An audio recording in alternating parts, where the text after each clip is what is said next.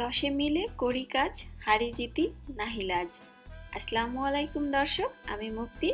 আপনাদের সবাইকে ওয়েলকাম জানাচ্ছি মুক্তিস কুকিং ওয়ার্ল্ড থেকে। বাংলাদেশি আমরা কয়েকজন ইউটিউবার বন্ধুরা মিলে আজকে কিন্তু হাজির হয়ে গিয়েছি আপনাদের সাথে পহেলা বৈশাখের উৎসব পালন করার জন্য। আজকে আমরা সবাই মিলে আপনাদের সাথে ইলিশ মাছের কয়েকটা ভিন্ন ভিন্ন ধরনের কাবাবের রেসিপি শেয়ার করব। আজকে আমি আপনাদেরকে করে দেখাবো ইলিশ মাছের সাসলিক কাবাব বা কাঠি কাবাবও বলতে পারেন। আর আমাদের এই প্রতিটা চ্যানেলের প্রত্যেকটা রেসিপি কিন্তু আলাদা, তাই প্রতিটা রেসিপি আপনাদের দেখার অনুরোধ রইল।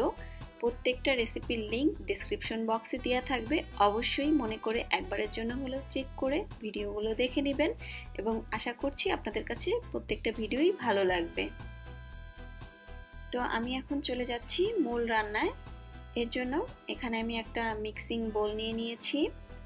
এখন এর মধ্যে আমি দিয়ে দিচ্ছি 1 টেবিল চামচ পরিমাণ পানি ঝরানো টক দই।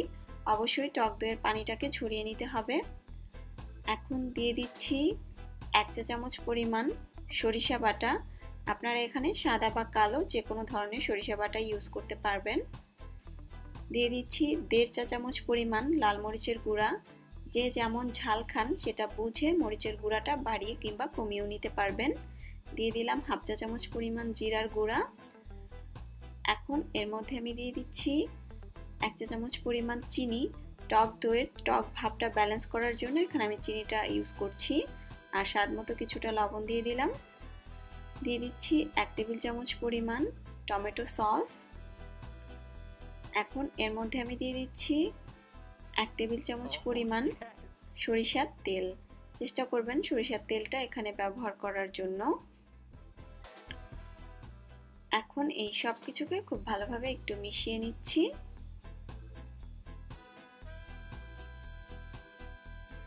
সবকিছু ভালোভাবে মিশিয়ে নেওয়ার পরে এর মধ্যে এখন আমি দিয়ে দিব ইলিশ মাছ।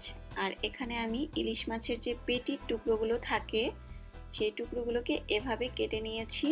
আর চেষ্টা করবেন একটু বড় সাইজের ইলিশ মাছের পেটির যে অংশগুলো থাকে সেগুলোকে এরকম ছোট টুকরো করে কেটে নেওয়ার জন্য। এখন মাছের টুকরোগুলো আমি মশলার মধ্যে দিয়ে দিলাম এবং মশলার সাথে খুব ভালোভাবে মাছের টুকরোগুলোকে আমি একটু মিশিয়ে নিচ্ছি।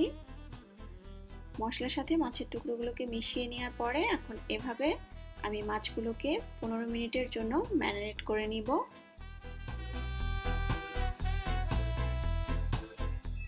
তো এরই মাঝে 15 মিনিট হয়ে গিয়েছে। এখন মাছের টুকরোগুলোকে মশলার সাথে আমি আবারও একটু মিশিয়ে নিচ্ছি। মশলার সাথে মাছের টুকরোগুলোকে মিশিয়ে নেওয়ার পরে এখন এর মধ্যে আমি দিয়ে দিচ্ছি 1/2 কাপ পরিমাণ সবুজ ক্যাপসিকাম, 1/2 কাপ পরিমাণ লাল ক্যাপসিকাম আর 1/2 কাপ পরিমাণ কিউব করে কাটা পেঁয়াজ। সবকিছুকে মশলার সাথে একটু মেখে নিচ্ছি। সবকিছু মশলার সাথে মেখে নেওয়ার পরে এখন একটা সাসলিকের কাঠির মধ্যে আমি ক্যাপসিকাম, পেঁয়াজ, মাছের টুকরোগুলো এভাবে গেঁথে নিব। আর আপনারা চাইলে কিন্তু যে কোনো এক ধরনের ক্যাপসিকাম এখানে ইউজ করতে পারেন, আবার চাইলে এখানে টমেটো ইউজ করতে পারেন। সবগুলোকে আমি এভাবে নিজের পছন্দ মতো আসলে যে যার মতো করে এভাবে সাসলিকের কাঠির মধ্যে গেঁথে নিতে হবে। তো এটা হয়ে গিয়েছে। আমি আপনাদেরকে আরো ক্লোজলি একটা দেখাচ্ছি। এভাবে আসলে একের পর এক কাঠির মধ্যে গেঁথে নিলেই কিন্তু সাসলিক হয়ে যাবে।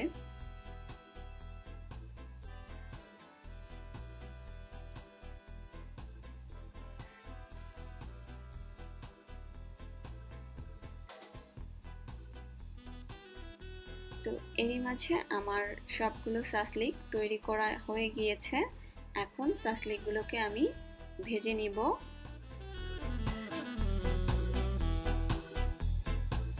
সাসলিকগুলোকে ভাজার জন্য চুলায় আমি একটা তাওয়া বসিয়ে নিয়েছি। এখন এর মধ্যে আমি দিয়ে দিচ্ছি সামান্য একটু রান্নার রেগুলার তেল। তেলটাকে একটা ব্রাশের সাহায্যে আমি একটু স্প্রেড করে দিচ্ছি। আপনারা চাইলে এখানে সরিষার তেলও ব্যবহার করতে পারবেন। তেলটা যখন একটু গরম হয়ে আসবে ওই পর্যায়ে এর মধ্যে আমি সাসলিকগুলোকে দিয়ে দিচ্ছি।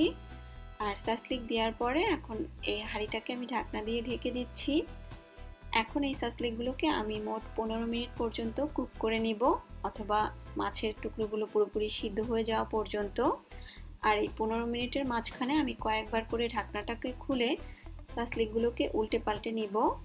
তো প্রায় 5 মিনিট পরে আমি ঢাকনাটা খুলে নিলাম এবং এই সাসলিকগুলোকে আমি একটু উল্টে দিচ্ছি। আর কিছুক্ষণ পর পর আমি ঢাকনাটাকে খুলে এভাবে সাসলিকগুলোকে উল্টে পাল্টে চারিপাশ খুব ভালোভাবে কুক করে নিব।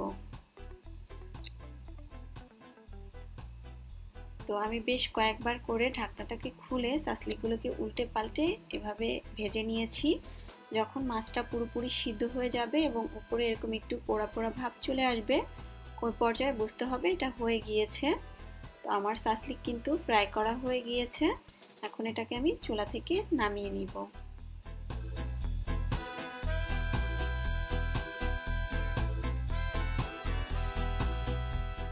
তো হয়ে গেল আমার বৈশাখ স্পেশাল ইলিশ মাছের সাসলিক কাবাব বা কাঠি কাবাব। আর হ্যাঁ, মনে করে কিন্তু বাকি চ্যানেলের কাবাবের রেসিপিগুলোও দেখে নেবেন। প্রতিটা রেসিপির লিঙ্কই ডেসক্রিপশন বক্সে দেওয়া থাকবে। আর ভালো লাগলে আমাদের সবাইকে সাপোর্ট করার জন্য আমাদের চ্যানেলগুলোকে সাবস্ক্রাইব করার অনুরোধ রইল। আজকের মতো তাহলে আমি এখানেই বিদায় নিচ্ছি। সবার জন্য রইল পহেলা বৈশাখের অগ্রিম শুভেচ্ছা। শুভ নববর্ষ। আল্লাহ হাফেজ।